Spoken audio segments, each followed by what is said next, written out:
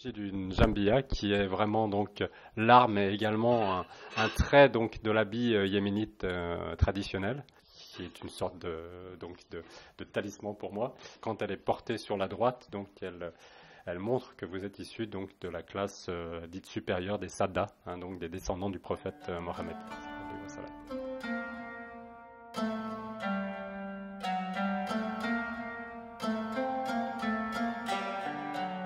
Alors ce soir on est chez Raja et Ludovic pour la première de notre petite rubrique sur les cuisines du Ramadan et les cuisines qui nous viennent de paysages lointains.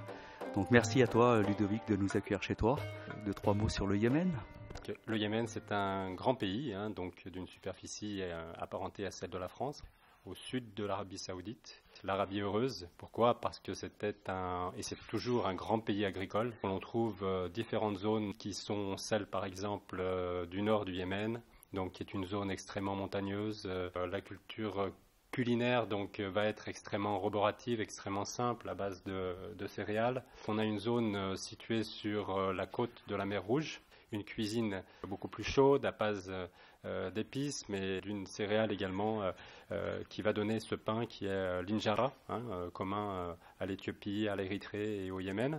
Donc ensuite on a une zone qui est celle du sud Yémen pour une cuisine apparentée à celle, je dirais, du subcontinent indien. Et enfin donc la zone désertique, dans lequel donc la cuisine sera à base de produits qui permettaient aux caravaniers donc de subvenir à leurs besoins nourriciers pendant une période qui était celle de leur voyage. Alors nous avons préparé bien sûr des plats qui sont ceux qui sont utilisés notamment au Yémen Sud, mais peut-être sur l'ensemble du Yémen pour cette période bénie du Ramadan. Donc notamment l'utilisation des dattes, généralement un produit laitier également pour l'accompagner.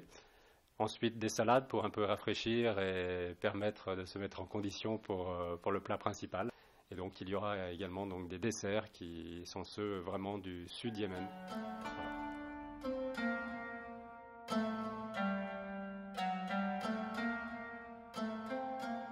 Shorba, chez nous, c'est normalement shorba, mais chez nous, on l'appelle hab al-bar. Comme il y a normalement chez nous, c'est plus utiliser la viande d'agneau, mouton.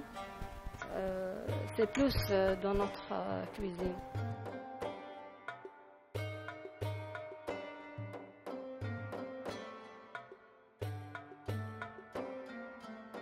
Je ne vous ai pas parlé de l'ensemble des plats qui sont déjà présents sur cette table, puisque vous avez également une soupe, shorba, que vous avez peut-être vu tout à l'heure en cours de cuisson, composée d'avoine décortiquée. Mais également les sambusa qui font référence aux fameux samoussas indiens, qui sont soit farcis de viande ou de poisson, ou de fromage blanc avec inséré de la menthe. Voilà. Nous, on a l'arissa. Oui.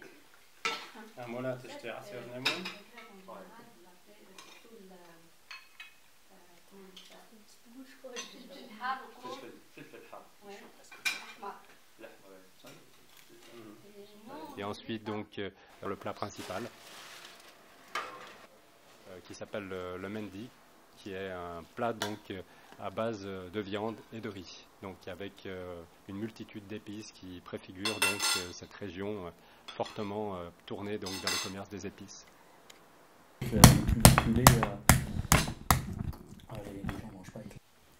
صدر ولا رجل ولا رجل اوكي جيب الكيس وانت بس يا صدر صدر la poitrine. Le blanc, c'est vraiment du café, mais néanmoins quand on consomme du café en France, on consomme la cerise, alors que quand on consomme un café yéménite, on consomme l'écorce, l'enveloppe de la cerise. Et donc il va donner cette mixture avec l'ajout d'eau et force épices. Donc essentiellement une nouvelle fois la cardamome. Et un peu ajouter un peu de safran, mais pas Saffron. partout. Ouais. Il faut déjà avoir les moyens.